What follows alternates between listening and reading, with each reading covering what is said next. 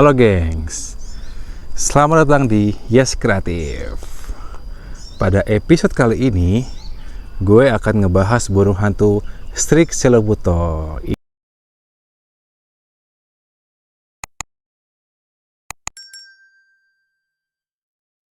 Ini adalah burung hantu terburu nih gengs. Jadi yang sebelumnya itu keket karena dia lepas, emang pengen lepas, akhirnya nggak balik lagi. Akhirnya gua adopsi burung hantu lagi nih gengs. Kali ini adalah burung hantu Strix Celobuto nih gengs. Nah, burung hantu ini adalah salah satu jenis kedua terbesar setelah Bubo sumatranus gengs. Ini dia bentuknya. Burung ini juga burung jenis Strix ini juga ada jenis lain nih, namanya Strix leptogrammica. Bedanya kalau Strix leptogrammica itu dari segi badan lebih besar dan warnanya lebih gelap nih gengs. Oh iya, dia seperti ini bukan cuma aus ya, tapi dia juga penyesuaian dengan lingkungan barunya kayak gitu. Biasanya ditunggu sebentar aja, dia juga akan menutup sendiri mulutnya ini kayak gitu, karena dia juga penyesuaian suhu dan juga penyesuaian sama lingkungan sekitar. Tadi juga dia juga udah gue kasih makan yang ada airnya nih gengs, jadi dia bisa minum juga kayak gitu.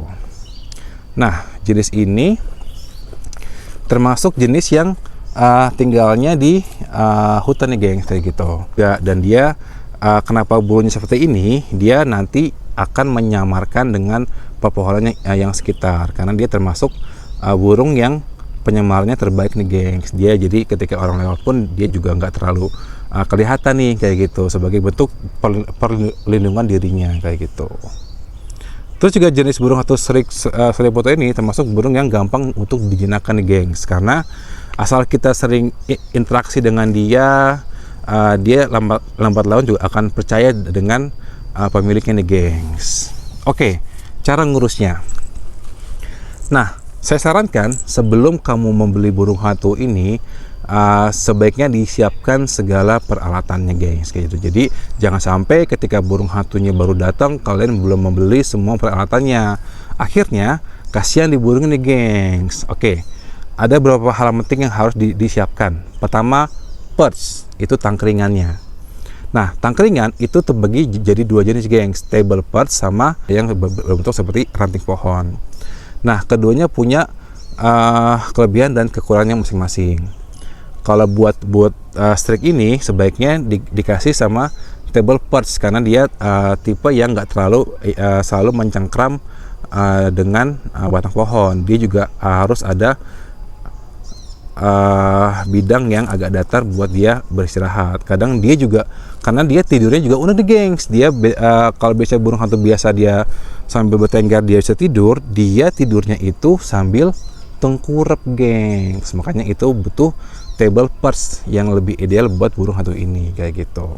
Itu dari perch. Terus kedua, kalian juga harus persiapkan angklet.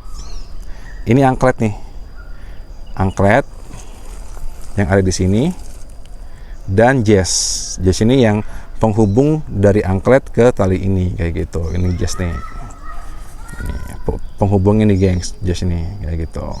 Kenapa? Ya sudah pasti karena biar dia tidak kabur-kaburan, karena burung hantu ini sangat dilarang untuk ditaruh di dalam kandang, karena kalau dia ditaruh di dalam kandang dia bisa sangat stres gengs kayak gitu.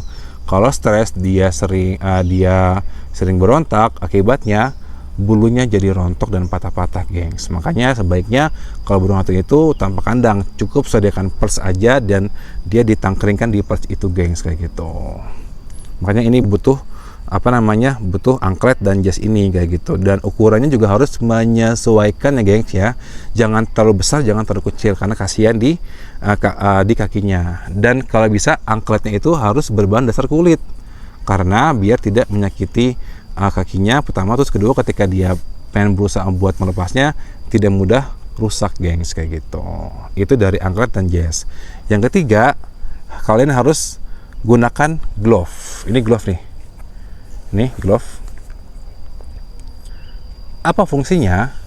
Agar si burung hantu ini bisa kita bawa seperti ini gengs, dan dia bisa dilatih free to fly.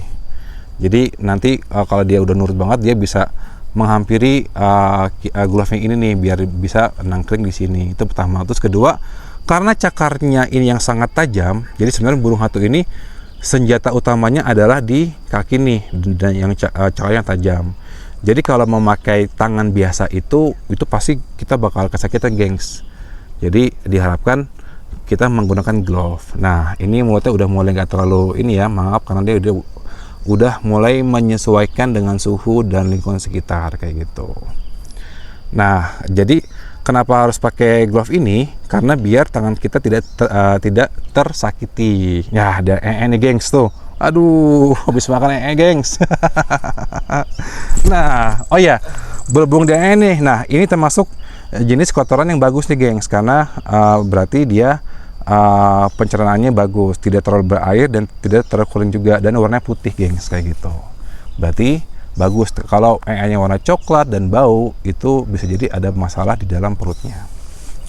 Oke, dari angklet kita beralih ke pakannya gengs. Nah, di alam dia itu pakannya adalah burung-burungan kecil, mamalia kecil, dan asal ukurannya itu tidak terlalu melebihi dari ukurannya. Jadi dia bisa makan tikus, bisa makan marmut, atau mungkin dia bisa makan kelinci gengs gitu. Nah, sehari-hari saya memberi pakannya itu kelinci potong gengs gitu. Atau kalau yang masih kecil pun juga boleh dikasih kelinci yang digiling kayak gitu. Nah, terus kalau buat selingannya saya memberikan dioki. Terus kalau bisa, kalau untuk usia seperti ini diharapkan kalian memberi makannya itu 10% dari berat badannya kayak gitu. Jadi ketika kita timbang nih, kita paling enggak porsi dia kasih makan tuh harus 10% dari badannya, biar tidak terlalu gemuk dan tidak terlalu kurus juga kayak gitu. Tapi untuk usia segini, ini masuknya usia BC ya, BC akhir sebelum juve atau remaja, ini masih boleh dipus pakan yang berlebih untuk pertumbuhan badan dan sayapnya yang bagus kayak gitu. Itu aja di gengs. Nah, untuk melatihnya biar lebih nurut, paling nggak biasakan dalam sehari paling nggak setengah jam aja kalian tangkringkan dia di glove seperti ini gengs.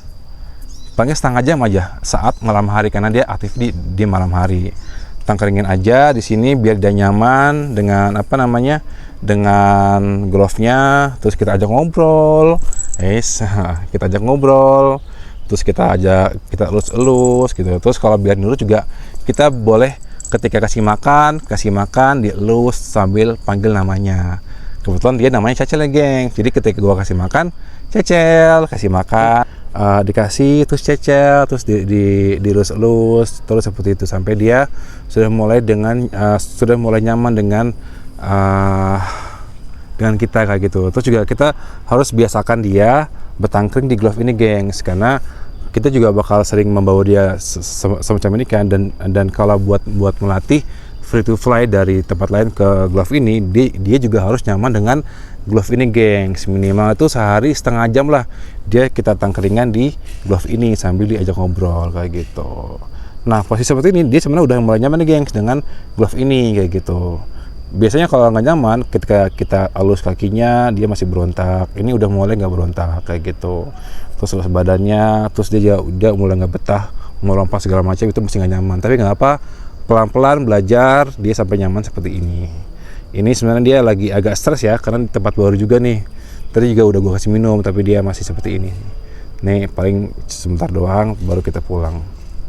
Oke, itu aja sih dari saya tentang Strix selabuta ini. Buat kalian yang mau melihara, saran gue pelajari dulu dia kayak gimana, dari mulai peralatannya, makannya, kebiasaannya. Kalau benar-benar yakin buat pelihara, boleh pelihara. Tapi kalau benar-benar nggak yakin, belum kurang ilmu, mending jangan dulu deh. Kasihan si burung hantu ini kayak gitu. Oh ya, terakhir, ini masuknya masih umur di brancher akhir menuju juvenil atau remaja kayak gitu. Makanya bulunya masih ada bulu-bulu putih nih gengs. Nanti ketika mulai juvenil, remaja, bulu-bulu ini akan berganti dengan bulu-bulu coklat kayak gitu. Terus salah satu agar dia biar lebih jinak lagi, kita bisa pakai treatment memandikannya kayak gitu. Jadi seminggu sekali aja dimandiin, terus dijemur 10 menit sampai kering, atau pakai hair dryer biar dia lebih nyaman dan lebih tenang seperti itu. Oke, terima kasih telah menonton. Tolong subscribe, like, dan komen buat mendukung channel kami. Semoga di tahun ini kita bisa sampai 1000 follower dan agar lebih semangat lagi. Terima kasih. Assalamualaikum warahmatullahi wabarakatuh.